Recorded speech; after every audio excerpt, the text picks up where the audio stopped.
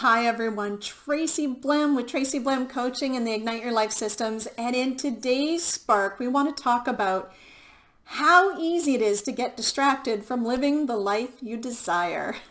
And I love talking about this because it's the one thing that's so easy. And especially if you're an entrepreneur or a mom or an entrepreneurial mom, lordy, lordy, is there a lot of distractions for us. And then what ends up happening is we start to get crotchety and grumpy because we're not achieving what we desire. So let me help you with some of those things. So the first thing is how we get distracted is when we get busy doing the stuff that doesn't move the needle in our business. So this can be, I'm going to go on Facebook and post this special, and then we're scrolling and scrolling and scrolling, and then all of a sudden we're liking or this or that.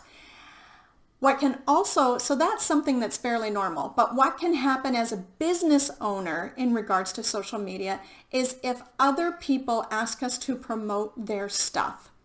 And then we start promoting their stuff and not ours, or we start chasing what their goals are, especially if we really like those people and we want them to be successful. Instead of meeting our deadlines, we'll be sitting through their Facebook challenges that aren't actually related to our business as a show of support, or we are trying to invite a bunch of people into their Facebook group instead of building our own, and the list goes on and on and on.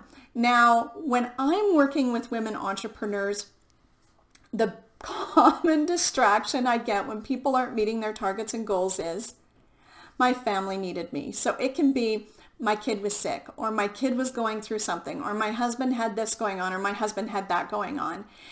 And what I would like to point out to you is that Tony Robbins' kids get sick, have stuff going on, so does his spouse, and he went through a divorce. Oprah Winfrey and all the people that she helps has people get sick that need her support and have stuff going on. Richard Branson has stuff going on. One of my favorite musicians, Pink, she has kids and stuff going on, but they still show up and perform because they figured out a way to not allow it to distract them. And it's not just the family that becomes the distraction. They don't allow the work to distract them from the family. It's kind of a bit of compartmentalization where it's like, this needs to occur. How am I going to fit it in my day with this going on? So let me give you an example. One of my children was very ill the other day, and I had to do a lot of these videos. And so what ended up happening was we kept her home from school. And then what I would do is I would set my timer. I would go in, do so much filming. My little chime would ding. I would go up and check on her. Get her whatever she needed, then I would let her know. I'm right downstairs. You can get me if you absolutely need me. Otherwise, I'll be back in an hour.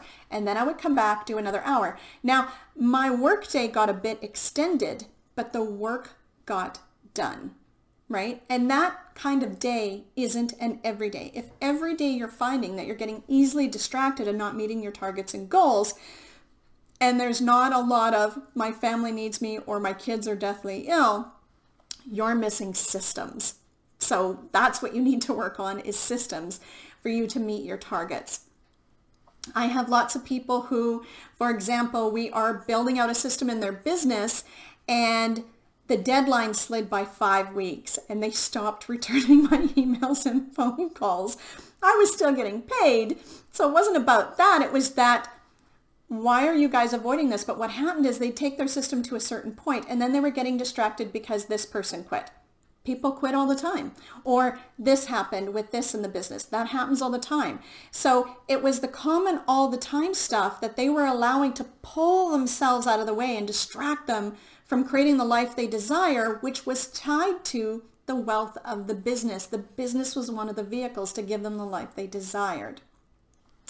They got caught up in some personal drama and trauma that was going on. So what ended up happening was that became the primary focus and we had to phone 4 or 5 people instead of finishing those 3 emails, right? So that's what was going on. So when I went in and talked to them and said, what's going to create your greatest life?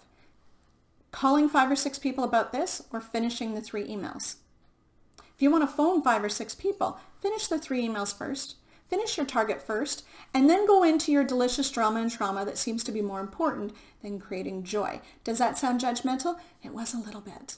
It was a little bit, because when someone tells me their primary goal is to create this, this, and this, and yet it's all this other stuff is bigger and more important than that, keeping that eye on the ball, keeping your eye on what actually is priority and allowing all the meaningless stuff your priority. Like for me, a lot of times I'll ask myself, if I find myself getting dragged down, I will go, is this the hill I want to die on today?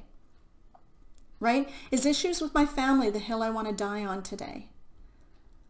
Or do I want to hunker down, get this done, and then once that is done, I can go help? And I'll be more present there instead of going to help and thinking the whole time, I got to get this done, I got to get this done, I got to get this done. You're not present in anything.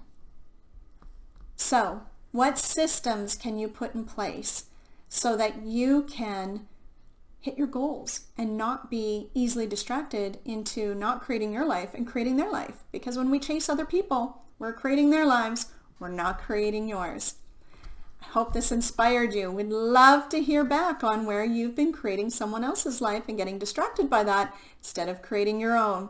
Leave me a comment down below. Hit subscribe. Become part of the family and the community so that you get these every week to keep you going on that personal growth. We'd love to hear from you. I'll talk to you soon. Cheers.